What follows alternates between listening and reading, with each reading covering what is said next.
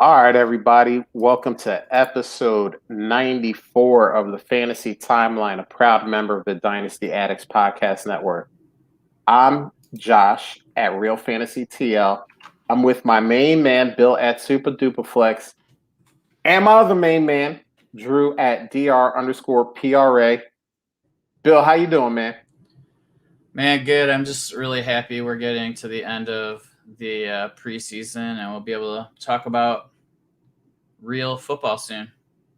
Oh, come How, on, man. how you doing? We got real football going on. We got guys fighting for jobs. We got Hard Knocks, which is whatever. I mean, Hard Knocks. I told people I didn't think it was going to be a good season of Hard Knocks, and based on everyone I'm talking with, they're like, yeah, I mean, it's all right. It's Hard Knocks, but it's not, not going to be one of those memorable seasons of Hard Knocks that you talk about. But Drew, how you doing, man? I'm good. I'm loving seeing everybody get crazy over these camp clips and the news coming out right now. So this is peak trade season before things settle in. Yeah, man.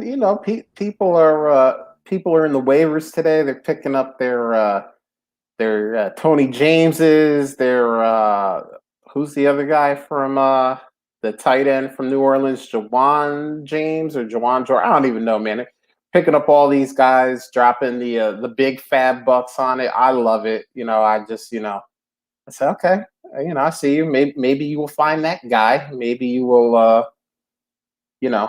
maybe you will fool us all, and you found the hidden treasure. But yeah, man. I mean, it's fun. We're getting, like Bill said, we're getting to we're getting closer, man. We're just like a couple weeks away. Labor Day, we're gonna have a little Labor Day action, some fun, an extra day off of work, and then, dude, football Thursday night. World champ Tampa Bay Buccaneers versus the Dallas Cowboys.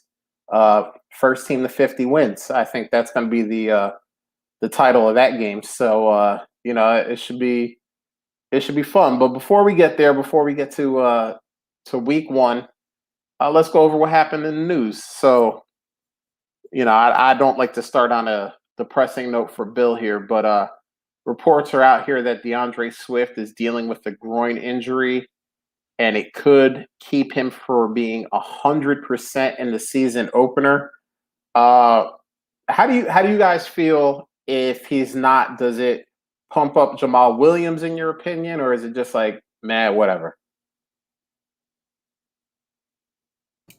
I'm not too worried about it. Like, I mean, if it, I'd rather them be careful early, just so he can, heal up the way he should. I mean, no need to It's a long season, especially this year. We got an extra week, so maybe it helps him. He'll be a little bit more fresh, as the season goes on because of it, and I'm totally fine. I mean, maybe the first week it'll help Jamal a bit, but aside from that, I don't think it's really going to affect too much because I mean he's the most dynamic back. He's the guy. The Lions are going to be behind all the time, so I expect him to be the guy that's out on the field for the most part. Catching those dump offs and stuff like that. It doesn't worry me too much. And I knew that news, and I drafted him in a redraft today. So I mean, I guess that kind of tells you how much I'm concerned. Where did you take him in that redraft? 36th overall, I think. Super flex. End of the third. Mm-hmm. Okay. Drew, what about you? You bumping up Jamal Williams any, or is this just kind of status quo for you? No, I'm with Bill. I'd rather they take it slow if it's a difference of easing him in over the first couple of weeks versus rushing him back and having to wait till the bye or something for him to get right. I've got him in enough places that I'd rather they do the right thing, and it's more exciting when players come on at the end of the season anyways.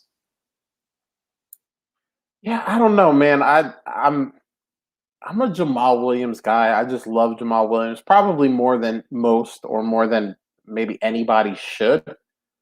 and I worry about coaches like Dan Campbell, who are kind of like, yeah, my guy played week one and he did all right. I'm gonna keep running him out here, even though I agree with both of you guys, by the way.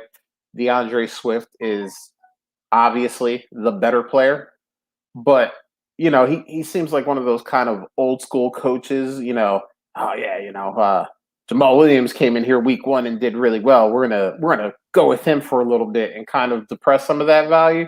That's my only real concern. But who knows? Maybe Jamal Williams, if DeAndre Swift isn't starting and kind of getting his full allotment of snaps, maybe he carves himself a little bit bigger of a role because of that week 1 performance. But you guys are probably right. It's probably just, much to do about nothing.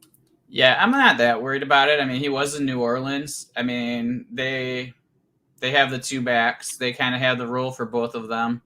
In certain game scripts, maybe Latavius was out there more, but that was very rarely. And so I think that he kind of knows how to use those backs. I mean, so I'm not too worried about it, like him getting swayed one game. It'd be more just based on matchups.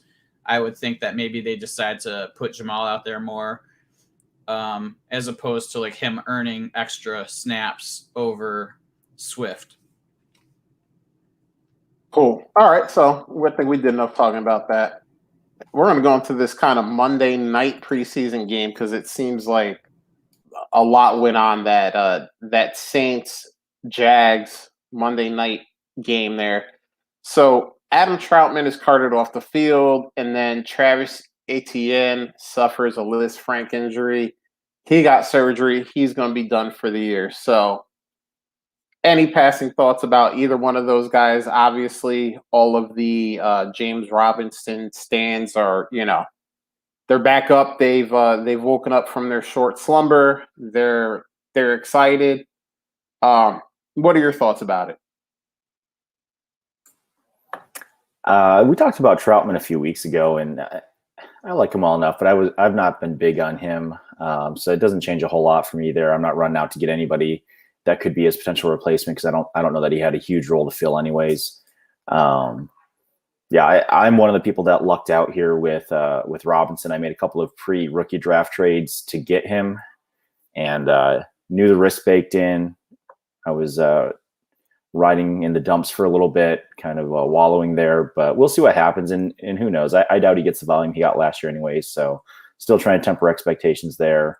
I saw some people today saying that Chenault might actually be the biggest beneficiary of some of this, which I like him to. I've got him some places, but I think there's just kind of an overarching cloud with what Meyer's done so far. So that'll be the biggest X factor for me is what does Urban Meyer do, and how well does he do his first year? What about you, Bill? Yeah, it's interesting because like from what I understand, like Urban Meyer's rush pass breakdown was like 60% rush. So like if he plans to kind of do the same thing in the NFL, I mean, that could be a huge bump for Robinson. But he does like to use multiple backs. So, I mean, I'm sure we'll see Carlos Hyde somehow slip in there and get some touches, probably not the valuable touches. So, I mean, I don't necessarily think it's going to really hurt Robinson that much. I think it might actually help him be more efficient. Since last year, they really didn't have anyone else to help him out. So it may actually be a positive for this season. So, I mean, if he's not, I mean, they're not going to be a team that's going to be super prolific, I don't think. So, like, I mean, he might get a lot of volume, and that's what you're going to bank on. So, I mean, if I really need a running back, maybe I make a move for him, but I'm not paying what people want for him right now. And I think people want, like, mid to late firsts right now. And that's just not, I'm personally not willing to pay that at this moment for an unknown next year. Maybe if we're halfway through the season and he's doing exceptionally well, I might be willing to pay that then, knowing that I need him. But to pull that trigger right now, it's just not worth it to me. Yeah, I'm with you, Bill. I feel like trading for James Robinson is like a a very much like I'm going to win the championship this year type of move. Even if you're like, I could probably get like fourth and get into the playoffs, and let's see if I can upset a team or two. Like James Robinson isn't going to be for me, just because, like you said, we don't know what he's going to be in 2022, and that's even if he has a great season this year. I mean, he had a great season last year, and what did they do? They signed Carlos Hyde, yeah, whatever.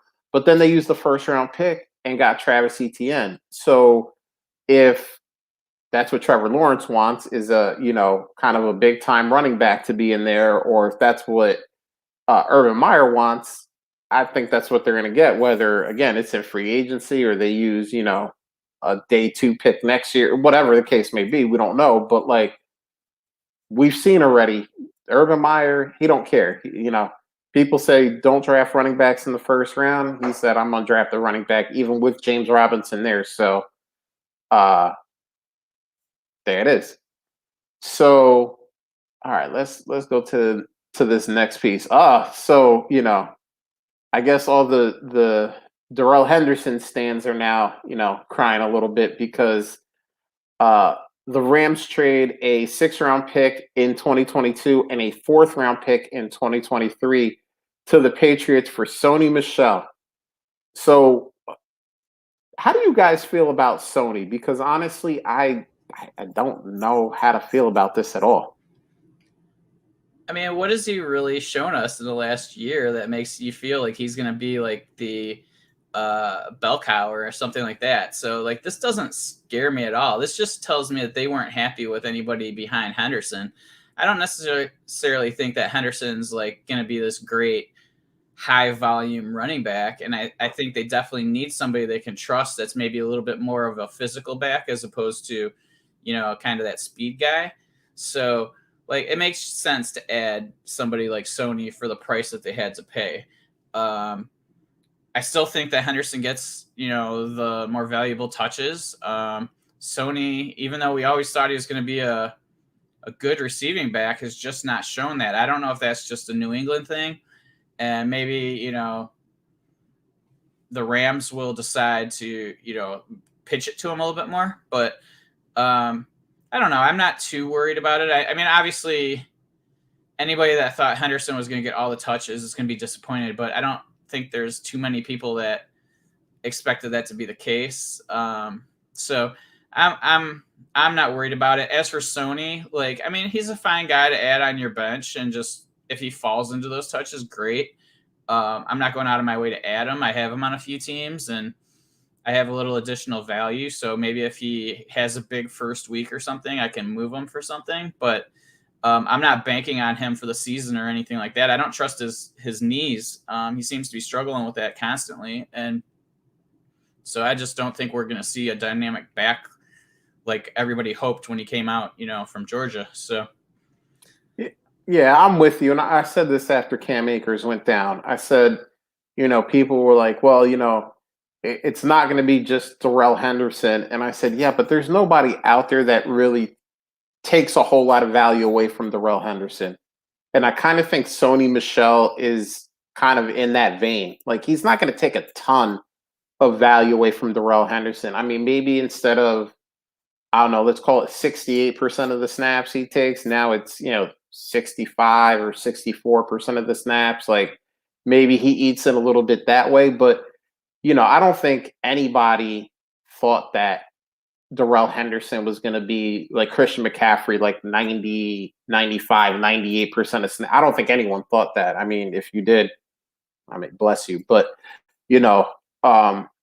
so again, I don't think this is, I don't think all of a sudden this is now this like 50-50 timeshare where it's, Darrell Henderson and Sony Michel splitting snaps. And, I still think Darrell Henderson is going to, as long as he stays healthy, have the majority of snaps in that offense. But I mean, I also think Sean McVay is just going to say, all right, we just traded for Matthew Stafford. We have Robert Woods. We have Cooper Kupp. Like, we drafted Tutu Atwell in the second. We got Deshaun Jackson. We're just going to throw the ball all the time, Maybe we can even make Tyler Higbee a thing again. I don't think they can, but So, Drew, why don't you give us the final thoughts on anything you think about Sony Michel? Well, as a doctor, the warmer weather and his knees will be good for each other. I can't even go. Yeah, I have no desire really for anybody in the Rams backfield outside of Henderson if he falls to me somewhere. I'm with you. I want Stafford. I want one of the prime pieces of the receiving core. And yeah, I think Stafford could throw for 5,000 yards again if McVay lets him this year. Man, that would be so nice to just watch Sean McVay just put it on Matt Stafford and go, all right, man, we're just going to let you throw the ball around the yard, hit these open guys. I'm going to scheme them open. All you got to do is put it on them and let them work. I hope so, Drew. I hope you're right. I hope you and your doctoral experience is correct about this one. So now we hit the news. We're going to what we saw on the timeline. And this first one is an interesting one. I want to hear what you guys have to say about it. This is Matt Daniel at Matt_NFL_. Fantasy pet peeve. I send you a trade and you deny it and send me a long message explaining why you don't like it. Homie, just deny it or counter. I don't need your entire league strategy unfolded in a 25-step plan. So the question here is, when you're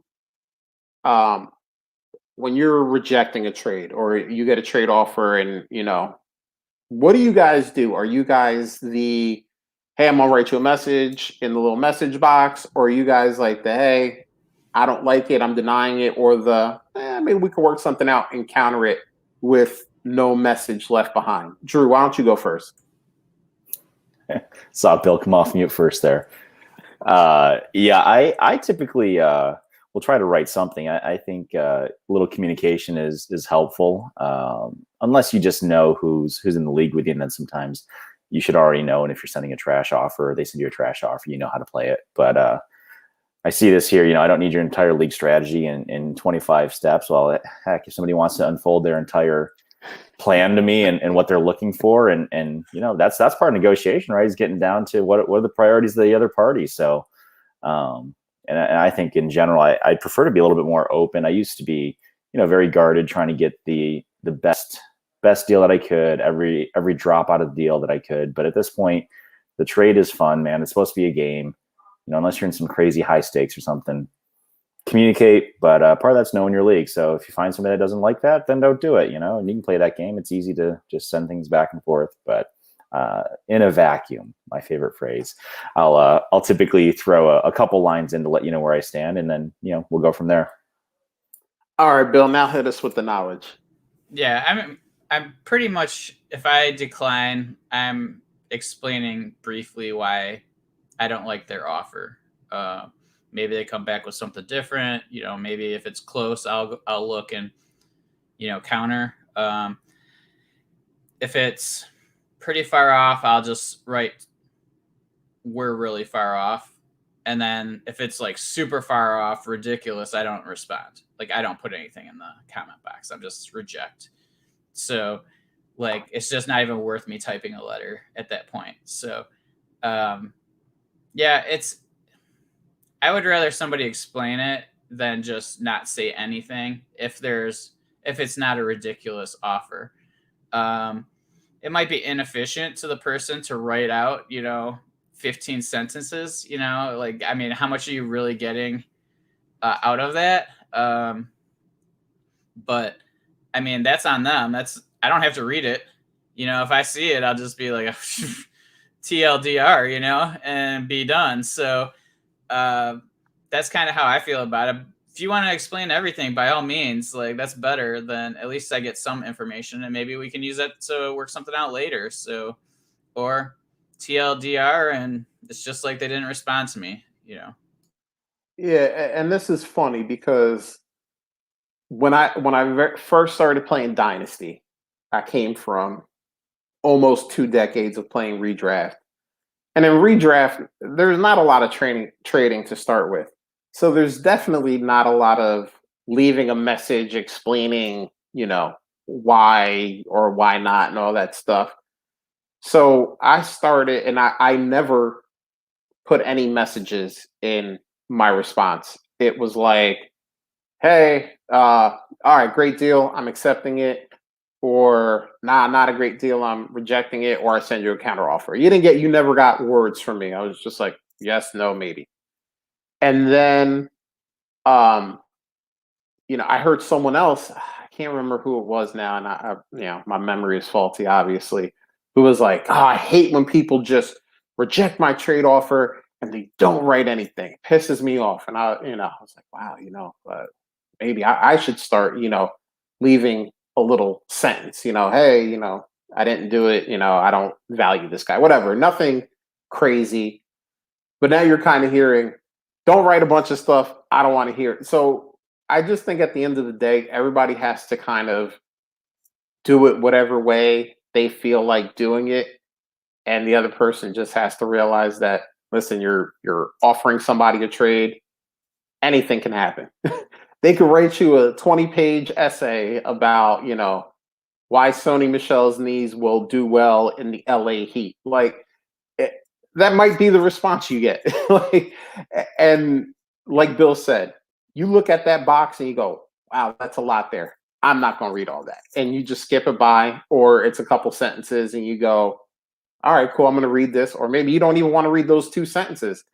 At the end of the day, when you're trading with another human being, anything is possible.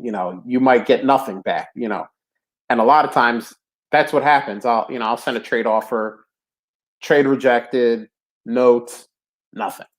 All right, cool. Like I don't get offended. I don't get mad that they didn't, give me a reason why, or they'll counter and not put anything in the message. And I don't know. I just think that, there are certain, I'm going to say this and then I'm also going to, say something after it. Bill's right. This is a game. The game shouldn't make you angry. Now, I will say that sometimes there are certain things about the game that I still get a little upset over. So kind of, listen, do what I say and not what I do. But it's supposed to be fun. So if somebody wants to write you their whole game plan for the next 5 years of Dynasty, just don't read it if you don't want to read it. And then, move on and go with that. So, yeah, Matt, I mean, that's what happens when you're applying the trade sometimes. You never know what you're going to get. Yeah, just be nice to each other. It's not that hard. If you don't like it, it takes 2 seconds to write back, hey, appreciate the explanation. In the future, I'd prefer you just send me another offer if you want to try again. Well, there you go.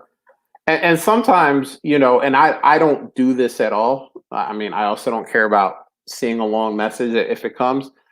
But a lot of people will hit someone up on Twitter DM, or they'll hit them up, if they know them, they'll text them, whatever the case may be. And they'll get through some of the talking that way so that when an offer is sent, it's either accepted or rejected. You've kind of talked all of that out already, so it doesn't need to be put in the message box for the trade. So maybe that's another route you go if you know somebody's going to be, kind of a long typer. Maybe you just reach out to them, in your group chat, whatever the case may be, and just go, hey, this guy for this guy, what do you think? And if he wants to type out his whole strategy there, then you don't have to read it later on. I had a guy offer me a trade. It was like a 4-for-4 trade with an explanation as to why, it would be helping my team and all of that sort of thing, and it was like, I mean, I honestly couldn't even repeat it to you because I didn't even read the whole thing. Like, I got through the first sentence and just stopped and then looked at the players, and I never even acknowledged, what he said. So, I mean, he probably feels it helps him out. It didn't help with me. We ended up working out a deal though, it's just, so he'll probably do the same thing with me, thinking that it helped next time. And, I'm going to probably ignore it again because like him telling me that this player is a year younger and, those sort of things doesn't do anything for me. I found it kind of comical, honestly. And, but fine, whatever, it's like, he's doing a salesman job. Maybe that works on certain people. And I mean, I do love that. I do love that. Hey, here's why this trade is going to help your team out. because it almost always for me, if I see that somewhere throughout the message, I will deny your trade, because at this point now I think you're just trying to con me. So if I look at the trade and I go, I don't know, maybe not, and it's like, hey, this is really going to help your team. Okay, I'm going to deny the trade now, because now I feel like you're just trying to con me. So I love those messages, actually, because it usually it will help me out if I'm on the fence. But there you go, Matt. So I hope maybe something we said helped you out. And hey, listen, maybe you just don't read the whole 25-step plan. Maybe just like steps 1, 2, and 3. They're probably the most important anyway. So here's the next one here from Tyler_FF at Tyler_FF_. Who would you rather have in Dynasty? So we're going back to last week, because we had a little Tua Tagovailoa discussion, and we're gonna bring a trade poll into this now and see what the Tua haters thought. So we're going with Tua or Zach Wilson. He's been looking good in preseason, guys. And listen, I was in the front of that train, so I'm not going to sit here and say it was just a couple guys. A lot of people were hating on Zach Wilson during rookie draft season, and he's come out looking good so far. So, who do you want to lead your fantasy dynasty franchise? Is it Tua or is it Zach Wilson? Bill, who you got? I'm pretty indifferent. I don't really have a strong opinion either way. I'd probably take Tua because I feel like there's more value right now. So if I wanted to trade him, I could. It's funny, somebody that listened to my quote unquote anti-Tua stuff last week hit me up for a trade. I have Tua in one of the leagues, and he's like, you don't like Tua, so he's off lowballing me on some offers. So that was kind of funny. I love it. But I love it. Helping you out, yeah. Bill. What's that? He's helping you out. Yeah, right. So he didn't have a long explanation on that one, but does he have Zach Wilson? Because I would love to see him send you that trade after this week's I wouldn't episode. pull that trigger. I don't think. I'm pretty content. Like if I had that each. I think that Tua is so hot right now. Like everybody loves him. Like I actually did some tweets this week on like what's the floor, what's the ceiling, where do you expect him to be for Tua? And there's people think his ceiling is exceptionally high, and they think his floor for the most part is close to where he'll end up. So what is exceptionally high? Like it goes into like the top 8. Okay, that's a little higher than I think his ceiling is. Like ceiling was like around 7 point something. Wow. Okay. Floor was around 19, 18, and then expectation was around 16, 15. So, people, I disagree. I think there's a much larger. I think we got to move everything back some. I think his ceiling isn't as high, and I think his floor is lower, which I think was probably more. And I think right where people expect him to be is kind of where I expect him to be, like in that, right in the middle of the road quarterback this year. So, but I think there's a lot of people that are super high on him, and that's why they feel like that. That ceiling's a lot higher. Because there's a lot of hype right now, and people love hype, and people run with it. So I think just because of that reason, I would prefer to have Tua just so I could flip him for something. Because I think I could flip Tua for somebody much better than I could Wilson. All right, Drew. Is it Tua or is it Zach Wilson? Well, I'd love to sell you on all the reasons why Zach Wilson's not doing well, so then I could take Elijah Moore off your hands and help you out. But no, he's definitely looked good. I don't know. It's tough. I thought this would be a lot closer because I thought people would be infatuated with the new and shiny and the camp reports and some of the videos and stuff. And it's probably a toss-up for me as far as like if I had to hold one and keep one long-term and build around that one, it would be whichever one I could get later. I like both of them. I liked Tua's profile coming out. I like that he was a winner in college. He clearly played at the biggest program that we've got. But then there are those guys like Wilson who, if they're the best player on their team in their conference, that says something. And then they get drafted. So I could really go either way on that. If I had to pick one right now, I would probably go with Zach Wilson and take a little bit of the youth, take the guy that's not, hasn't had a major injury, and hope that his new coach is good to him, and that if Corey Davis is looking as solid as he's looking, and if Elijah Moore is who we think he really is, he'll have some weapons to use in the future. Drew, I'll start off by saying that no one has tried harder to get Elijah Moore from us than Larry Monkey. And when I say try hard, he sent us a lot of trades. None of them have been good, but he sent a lot. So he's going the quantity over quality route and hoping that one of us accidentally hit an accept button. Yeah, he's hoping for the misclick. Right. Yeah, he's that's where he's going. But this is a very interesting question because I listened to both of your answers and you both were very tepid in your answering of the question. And Bill was kind of like, I'm indifferent. And Drew was like, I guess Zach Wilson. I think it's Tua. Bill brought up a good point with he is the higher valued asset right now, but I think he is going to be the better quarterback over the next 2 to 3 years, fantasy wise. I kind of like what the Jets are doing. They're taking a very long-term approach to how they build their roster. They're not just trying to gather up a bunch of guys that don't fit and hope to shock the world one year. They're doing this right. They're amassing a ton of picks. They're getting guys in key positions.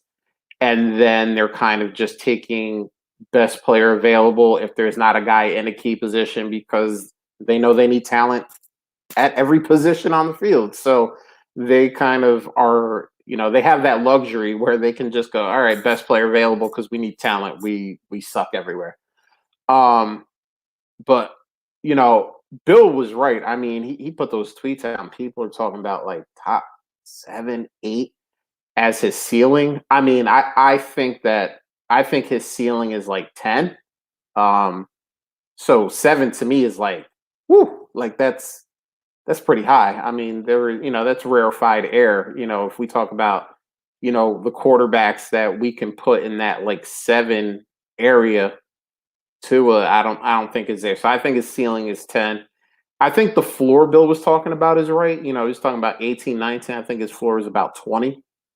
And I think this year I think he's going to be a high end QB2 in that like 13, 14 area, most likely. But hey, listen, if people like him, use that guy. I think he's better over the next couple of years. And, you can sell him because Miami has made the flashy pickups to kind of lead you to think that they're building this thing around Tua. They signed Will Fuller. They take Jalen Waddle at the 6th pick. So obviously this is kind of like, hey, we're building this thing for Tua. We want him to ball out this year. So give me Tua. I'm confident in it. Let's go. Drew, when you mentioned that you were a little surprised at the results of the poll, which was like, I think 63% or something like that. Was it 63% Tua? 61-39 for Tua. Okay. And yeah, I would agree. I think I'm a little surprised by that based on actual football. But you got to remember how take locky people get. And people already were low overall on Wilson, so they're not going to be willing to move him up quickly. And people were high on Tua, so they're not going to necessarily drop him as quick. And if and these guys could end up having the exact same career, and Tua will always be valued higher because of that. It's just like how it took so long for Josh Allen to, like, you had a year in between to react to him doing well before he actually jumped up to that, where he's one of the elite quarterbacks. And you could have got him at the end of the second in Superflex startups. Yep. You know, that after that great year he had, and so I think that, you know, that's just part of the inefficiencies with Dynasty, and I think that, you know, we'll see that as a. I don't think we'll see Wilson jump Tua unless he really outperforms them. Right now, what do you need with Wilson to give Tua up and feel like you got value? I think anything, personally, like anything, like a second would be ideal, somewhere in there. Maybe like throw in a player that I think could pop this year. For me personally, but I think there's other people that would need like a high second. I don't think I'm that high. Somebody throws in like a player like, I don't know, maybe I'm light at running back and somebody throws in like a Jamal Williams or something, or, you know, somebody throws in that Callaway, you know, maybe he pops this year or something like that. Just enough. That's just enough for me to go, okay, it might be worth taking the risk to move to the rookie. And you get an extra year out of him, really. So, I mean, it's like, who's to say that Tua ends up being re-signed in 4 years, you know? So, I mean, now, I'm not saying you're wrong, Bill, but I think a Tua lover wouldn't take that deal. And I know that's your personal value on it, so I don't want to make it seem totally. like and that's what I'm saying. Like, like what Drew asked me is like what I would need, but that's not. I don't think I would. I think I could get more than that. Oh yeah. Do you know what I'm saying? Yeah, so like, I think I could get, you know, a high second value from him. I just don't want the people in your league to start sending I appreciate setting up the defense for me. So hey, suckers, don't be or someone on Twitter going, this guy over here, he thinks you can get, you know, Tua for Zach Wilson and Jamal Williams. What a stooge, you know. This is your personal value on it. This isn't what most likely you would need to do in order to get that deal done. Correct. That's like what I value the difference between the two players, but I am fully aware of what the market is. So like, I'm not going to sell for that because I know I can get more. So I like to do that because sometimes people will reach out to me in the DMs, or sometimes they just do it out in the Twitter streets and they're like, you think that you can do this for this guy? And I'm like, I don't think anything, but I told you I didn't like the guy. So if you're asking me, what do I value him at? It's not going to be what you value him at, or even what the general consensus values him at. If I told you in the first place, I'm lower on him than the consensus is. I'm not, you know, if you think he's worth a first and I think he's worth a second, that's what I think he's worth. It don't matter, you know, what everyone else says. This is me. So I just wanted to make it clear so that Bill didn't get no hate in them Twitter streets about, you know, Jamal Williams. That's all you need. Come on, man. What's wrong with you? You know, we don't need none of that out here in the timeline. We're trying to make peace, not war. So, all right, let's hit this next one here from Troy at Troy Alon 230. 12-team Superflex. Who do you want? T. Higgins and Daniel Jones, or Bill's boo, Deandre Swift? Why don't we let Drew go first so that Bill can bask in some DeAndre love real quick? I'm going to disappoint Bill here. I'm in the minority. I actually, in this chat we're in here, I just drafted T. Higgins for redraft right now. I like T. Higgins a lot.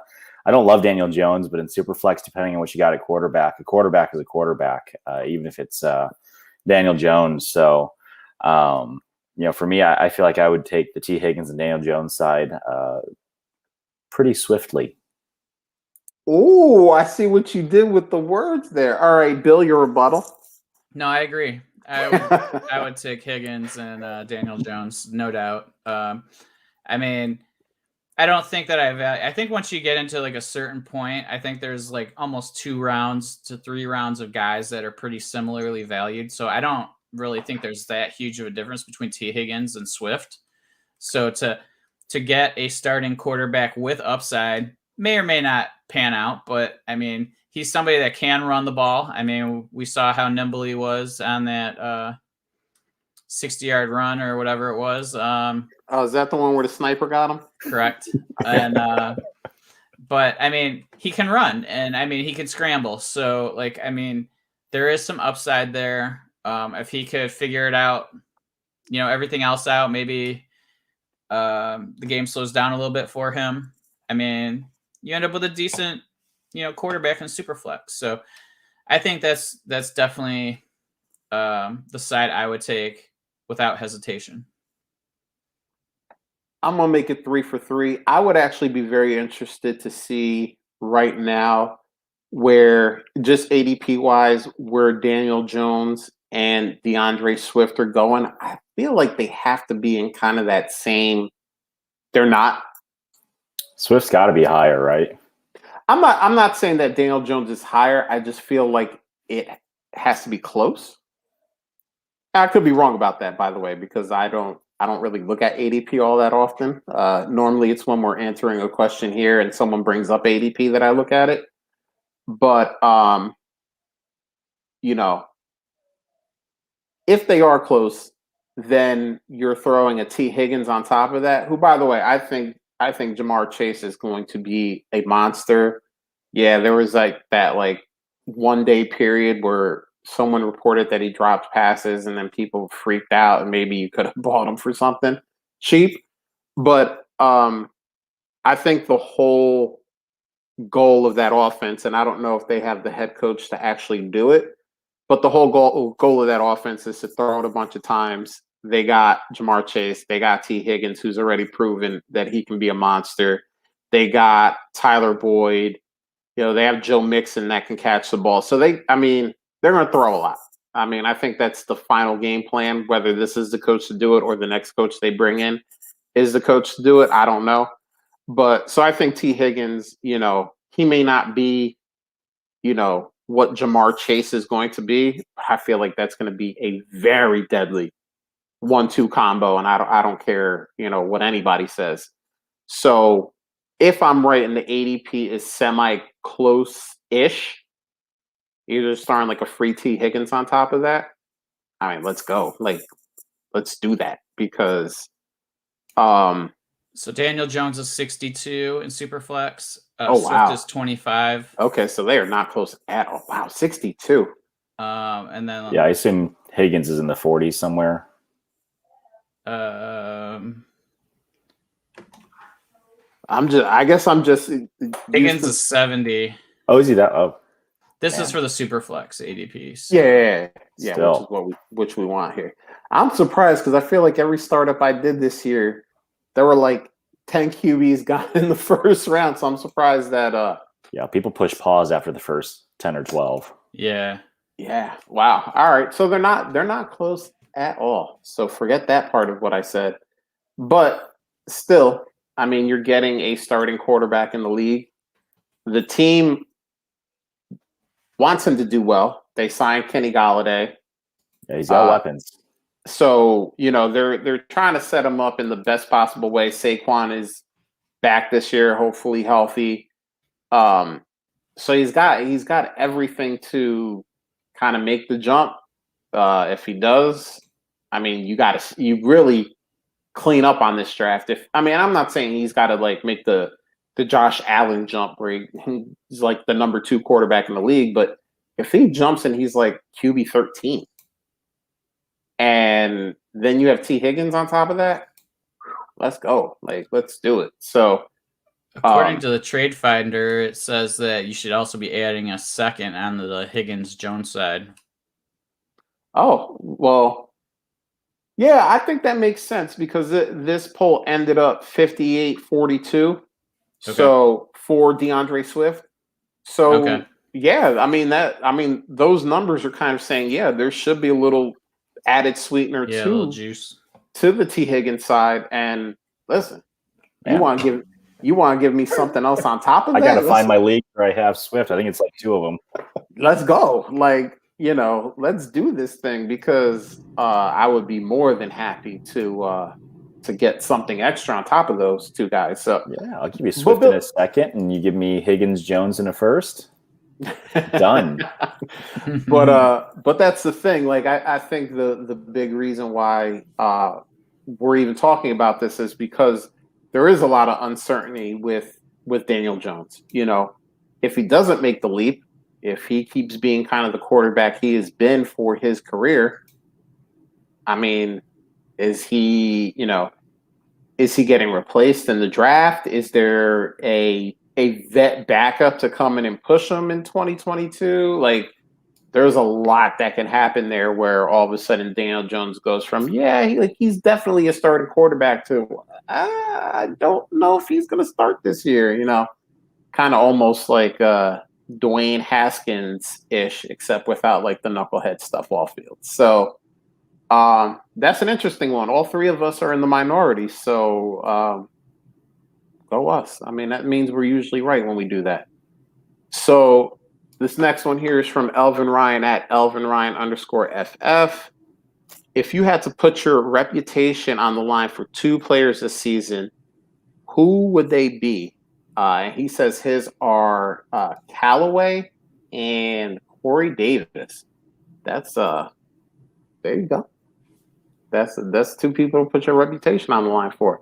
So since the two of you have much better reputations than I, Bill, who are you putting your money on, your reputation on? I think that the ones that I think T. Higgins is one of them. I think that, he's getting a little undervalued right now just because, not right now because of Jamar Chase kind of having the dropsies, but I think he's been undervalued all off season. He's one that I really like. And also I've been really, this is kind of coming out of nowhere, but it's kind of been in my mind all off season, is Chase Claypool. Okay. So I just feel like he has all the tools to make that jump the second year. If Ben's arm is better, there's a lot of things that could help him. They dialed him back at the end of the season last year. So, he could have even had better statistics and, more volume. So those are the two guys I'm really excited to see play this year. And I feel like those are guys that that are worth betting on this year. And I would be totally fine putting my name on those guys. It's a weird way to pronounce Deontay Johnson, but okay, that's cool. I actually traded Deontay in one of my leagues this week. Did you? Okay. I hope you got a haul. Hope you hashtag brand. You probably wouldn't be happy with it. I got Juju as part of the return. And Myles Gaskin. We can't talk no more, Bill. Drew, good thing I got a third host now. Drew, who are the two guys you would stake your reputation to?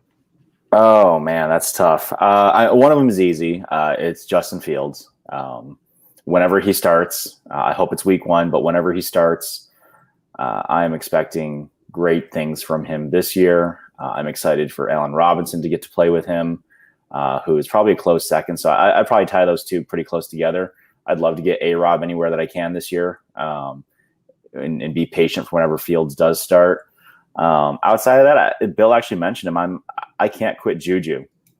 I've got him because he's so easy to get on your roster in so many places. He falls so far, or people are so eager to give him up because of Claypool or because they believe Deontay is going to be the PPR machine that he will very probably be. But I like him. I could get over some of the dancing and drama last year, but as a player, and the guy is still, can barely drink at this point. He's 24, maybe 23, 24.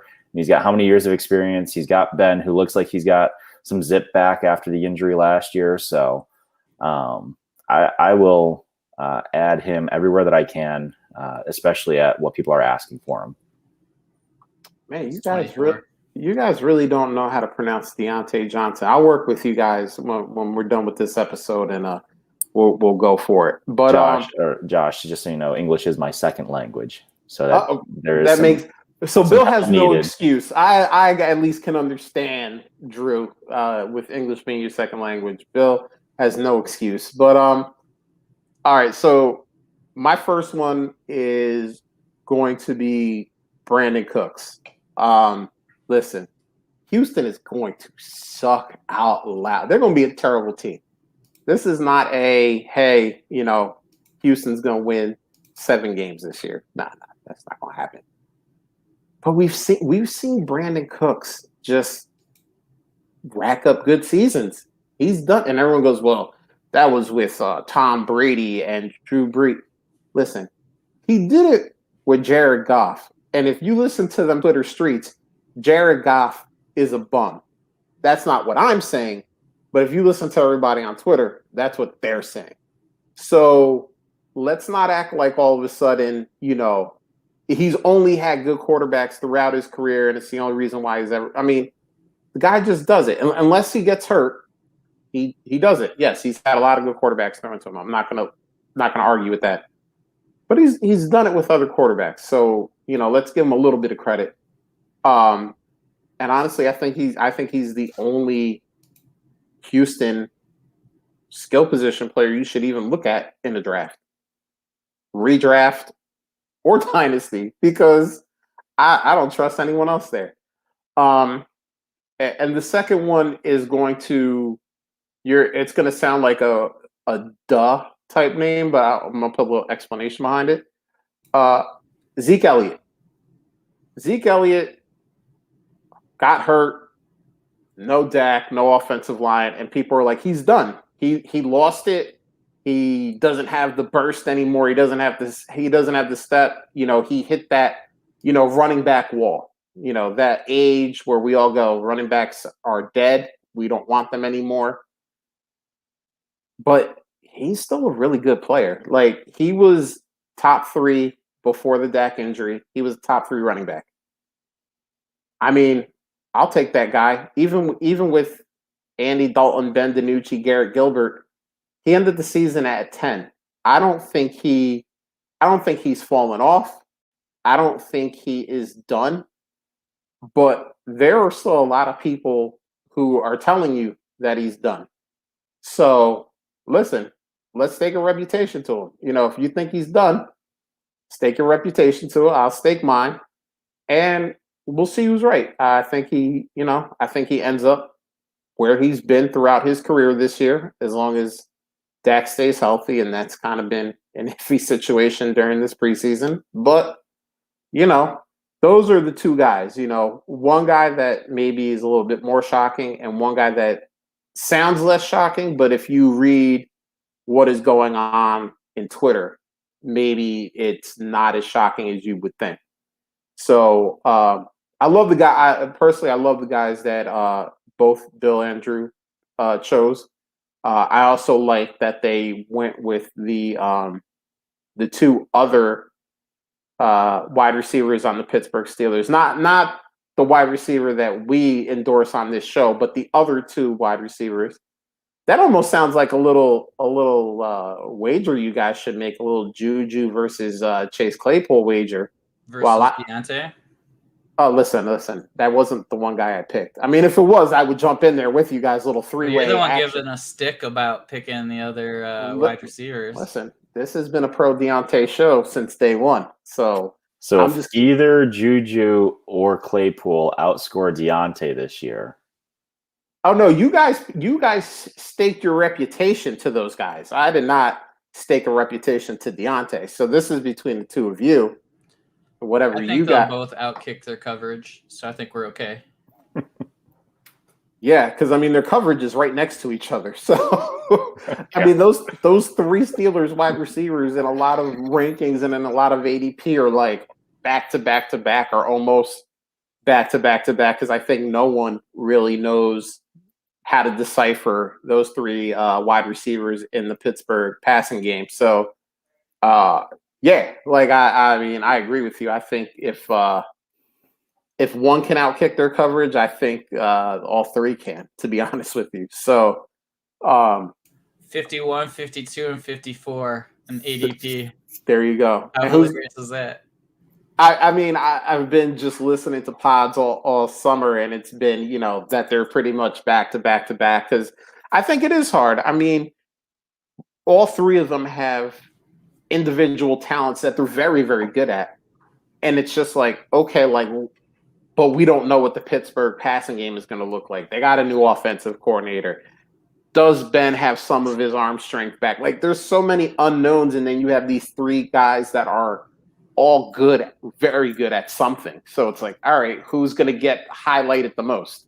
And there's probably going to be two that maybe are around their ADP or better, and then there's going to be one that's going to disappoint just because there's just no way that all three of them can kind of be that consistently even. But it'll be interesting. I think Juju's the one that I would be least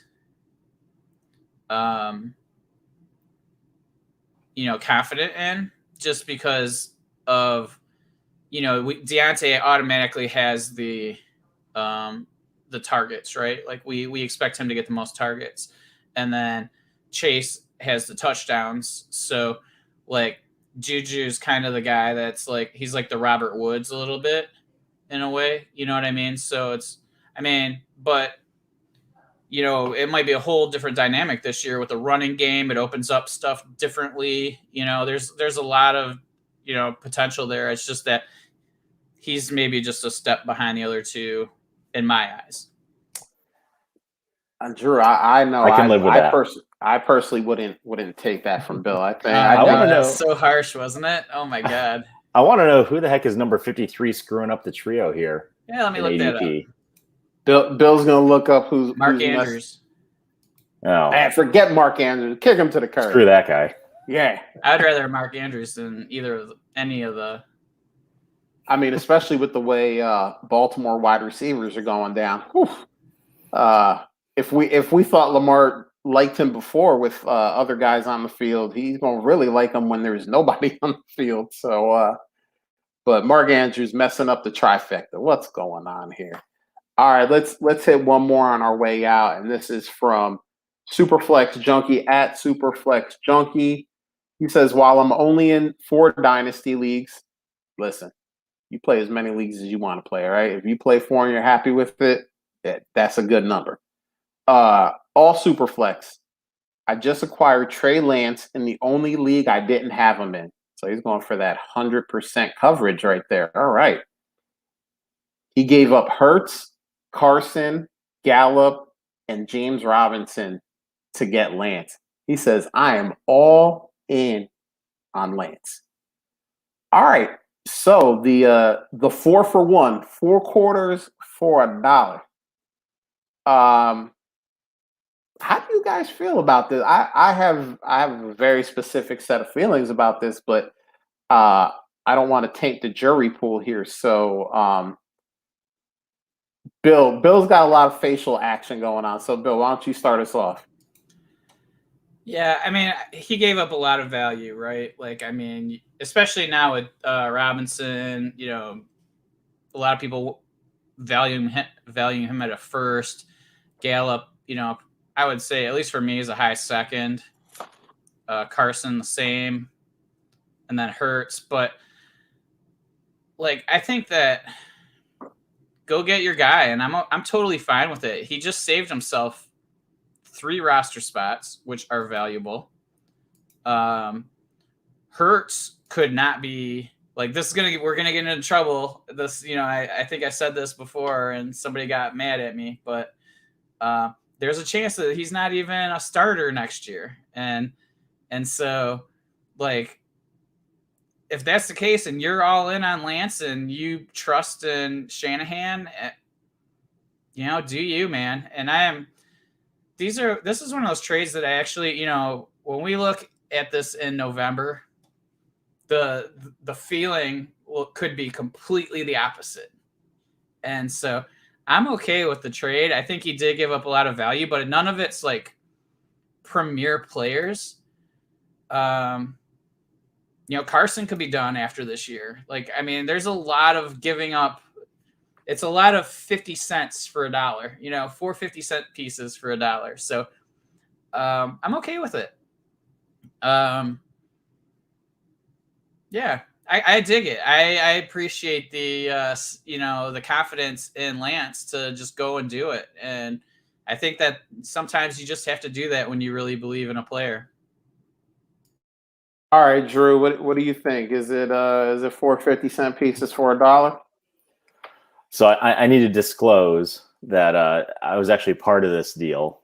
Oh, This is my co-manager in one of our leagues. okay. This is in one of the DLF Championship Series, and we caught some crap for this in the Group Me thread for sure.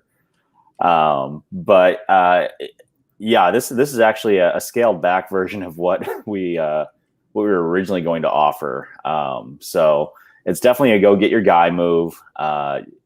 Looking at it depends on when you think Lance is going to play as well.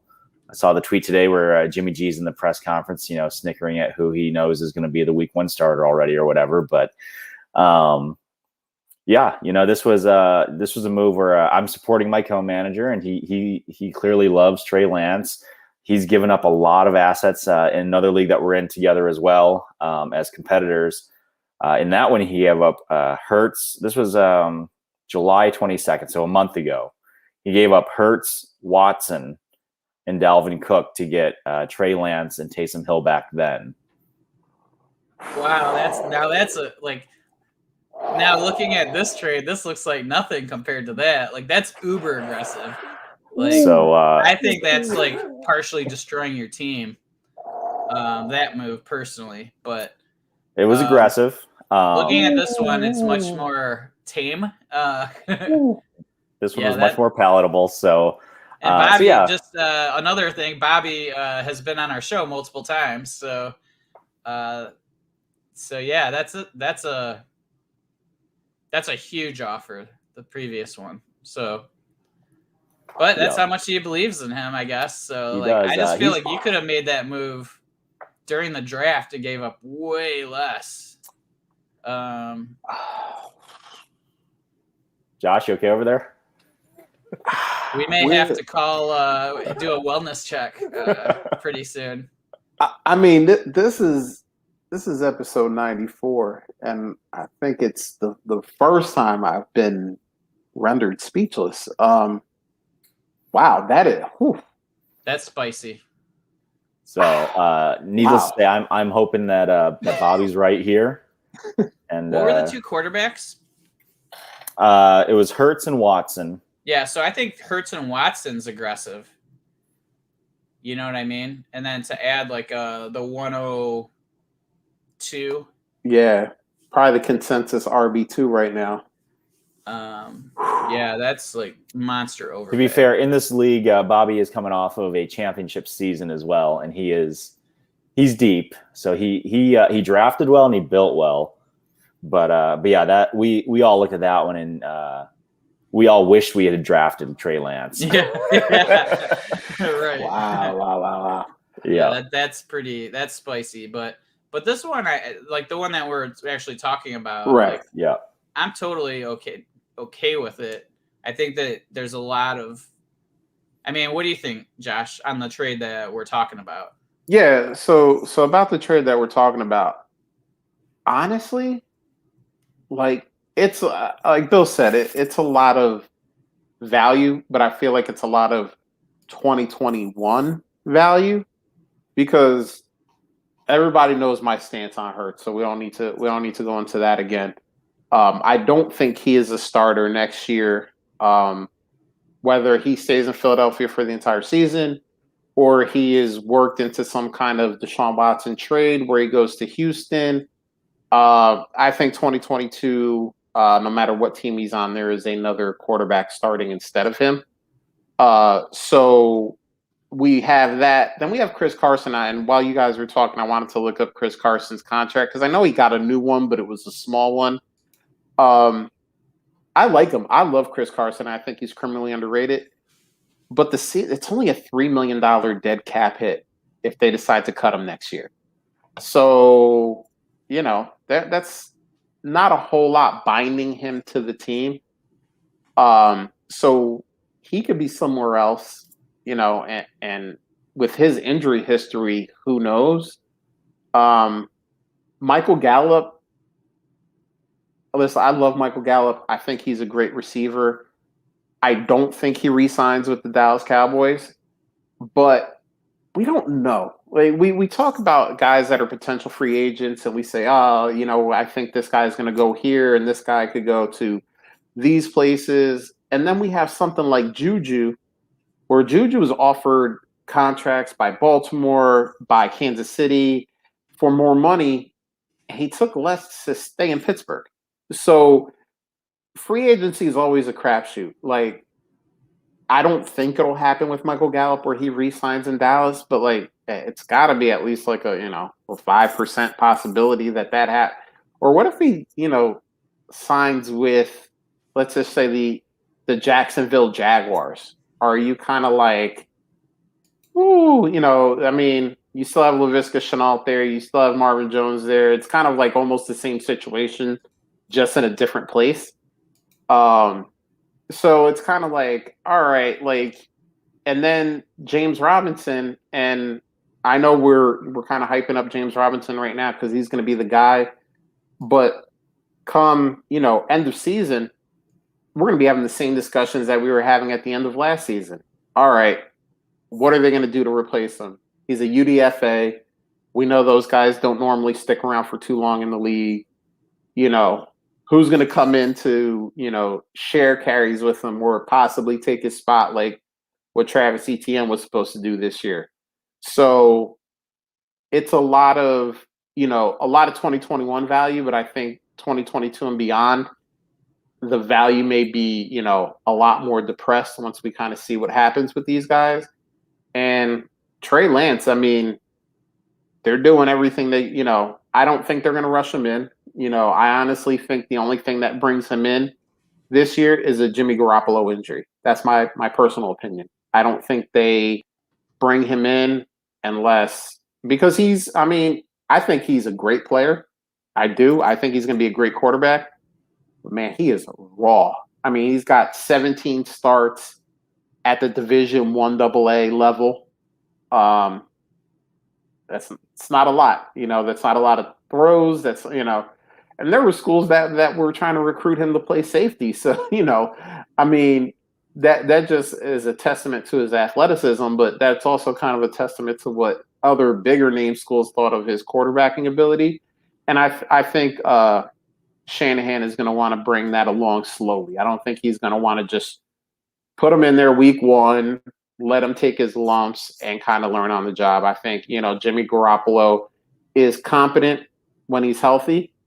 And I think that's going to be when you finally see Trey Lance come in is when the Jimmy Garoppolo injury probably comes. Because the one season he was completely healthy, they made it to a Super Bowl. And they were one bad throw away from actually beating the Chiefs. So, go figure on that one. But so, I mean, I think this trade is fine. I mean, yes, it's a lot of value this year, but I mean, at least you didn't give up all that other stuff that you did in that other trade. Have me over here trying to host the show and can't even talk. Bobby, you're killing me here, man. So yeah, that's it, guys. We made it to the end of the show sheet. Good for us. We did it. Just want to say, thank you to everybody who watched on YouTube, everybody who's listening in podcast form. Remember, whether you're watching or you're listening, subscribe, rate, review, helps us get out there in front of other people. Plus, I love seeing when we get the reviews in because it's usually someone like Rocky telling us that we need more Trey Sermon talk, which is always fun. God. I'm actually, once we get off the air, I'm going to try to convince these two that we need a Juju versus Chase Claypool bet because you guys staked your reputations to it. So I feel like a good friendly non-Josh and Bill timeline bet should be in the works. But yeah. Besides all that, thank you guys for real. It means a lot to us, and we love seeing what you have to say. So I think I hit everything. So on that note, we are out of here. Late.